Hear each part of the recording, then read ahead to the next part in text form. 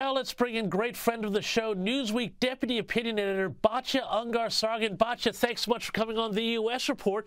I want to talk to you about your sense of this election and where it is right now. Now, from where I sit, this whole Harris-Walz thing, even though the polls are good for them, it doesn't seem like it's connecting. But am I in a bubble here? Is this sort of vibe campaign working, and are they being smart by staying away from divisive issues like race, identity, climate, things that normally trip the left up?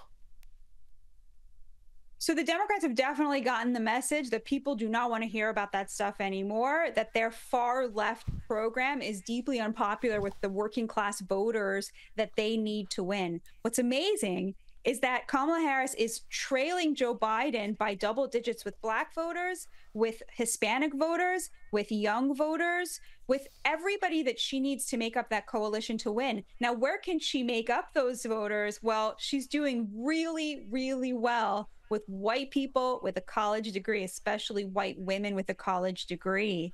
And so what you're seeing is working class people of color and young people are sort of still moving towards Trump, whereas white suburban women, white suburban college educated voters are really solidifying themselves in the Democrats' camp. Now, it's still a toss-up election, but things are going better for Trump, I would say, this week than they have since Joe Biden dropped out and Kamala Harris stepped up. And so I think what we're seeing is the race kind of equalizing to where it's going to be for the next few months. Yeah, and do you think that, though, this sort of broader strategy of, trying to just vibe it through, say, oh, well, we're only going to do one debate, we're only going to do one hard interview, and that's it. I mean, it seems to me that on one hand, every time Kamala Harris speaks, she loses people. But on the other hand, if she doesn't speak, she's going to lose people as well. There's a dilemma here, isn't there?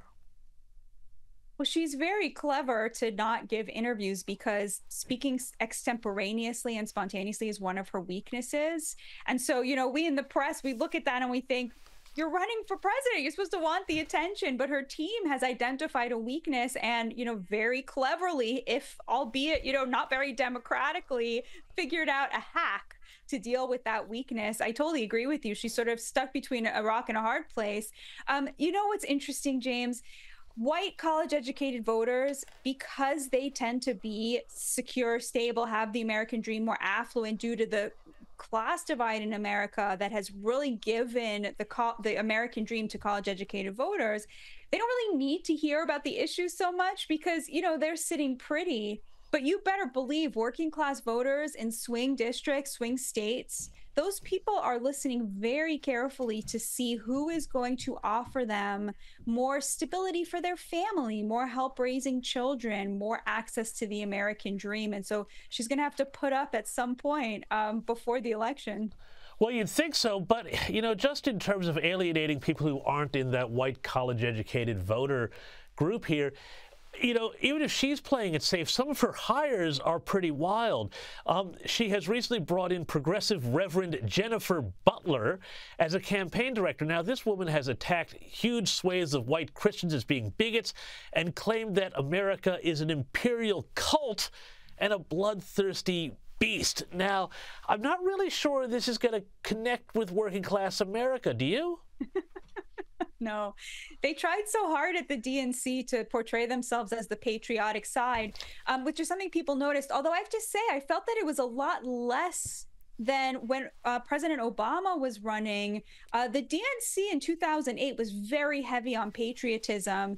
The words country, God, nation, they really didn't come up a lot at the DNC. There was much more focus on Harris's biography, on her as, the first Black woman running for this office, the historic nature of her run.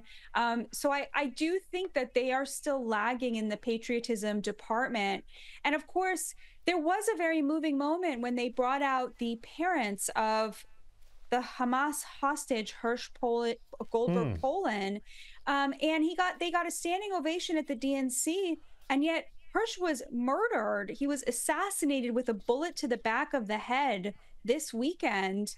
And, the response from Biden and from Harris has really been lacking. Harris put out a good statement, but then Joe Biden immediately started to blame Benjamin Netanyahu for the hostage deal not pulling through, which is a fiction.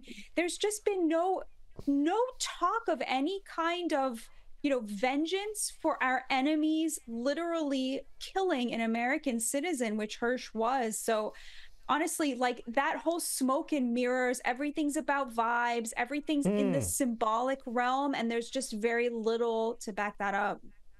And this is why I have such a hard time, Batya, taking seriously their complaints about, Russian and foreign interference, because, I just don't think that their heart is really in this whole idea of America even having enemies sometimes. But that's another story. I want to also ask you about something really practical that I think shows their bubble mentality in the Harris campaign, and that is the way they are dodging any opportunity to really clarify Harris's position on an EV mandate, including whether she supports requiring automakers to build only electric or hydrogen vehicles by 2035, which was a position she took during her 2020 campaign.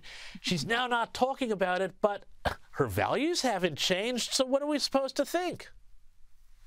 Right. And remember that the Inflation Reduction Act, so-called, right, was very heavy on EV mandates.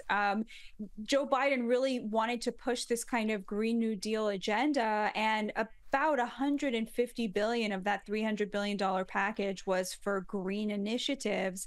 Now, the reason that EVs are so important, James, is because Michigan is a swing state.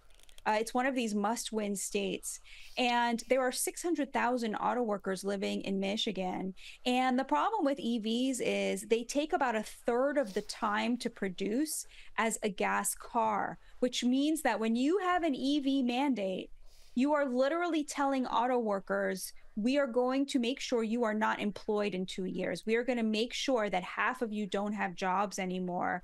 So she can't admit that she wants to push these kinds of EV mandates, because if she does, she loses Michigan. But she also can't say with certainty that she won't, because then she loses these college-educated elites who are obsessed with fighting climate change at all costs. So she's kind of stuck again between a rock and a hard place. Yeah, I think she's in a lot more trouble than the polls are letting on. Batya Ungar-Sargon, thank you so much for your time.